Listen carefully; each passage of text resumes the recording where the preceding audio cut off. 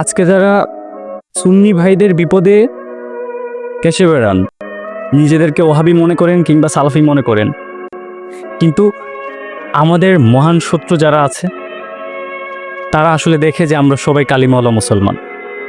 আজকে যারা জুড়ে আমিন বলা মানুষটা আস্তে আমিন বলা মানুষটাকে বুঝতে পারেন না, কিন্তু আমাদের সবার শত্রু কিন্তু জানে যে আমরা মুহাম্মদুর রাসূলুল্লাহ সাল্লাল্লাহু আলাইহি সাল্লামের উম্মত।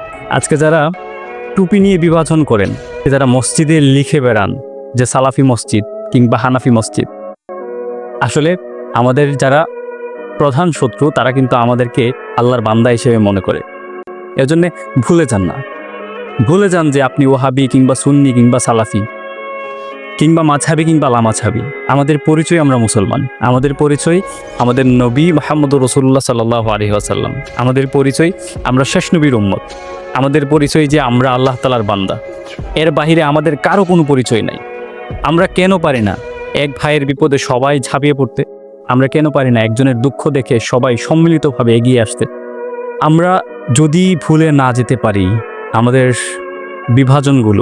আমাদের বিভাজনগুলো মিটিয়ে যদি আমরা এক হতে না পারি, তাহলে অতি নিকটেই আমাদেরকে চূর্ণ বিচূর্ণ করে দেবে। এজন্য এনায়েতুল্লাহ আব্বাসীর কণ্ঠে বলতে হয় যে মাসলাক যার যার, দিন ইসলাম সবার।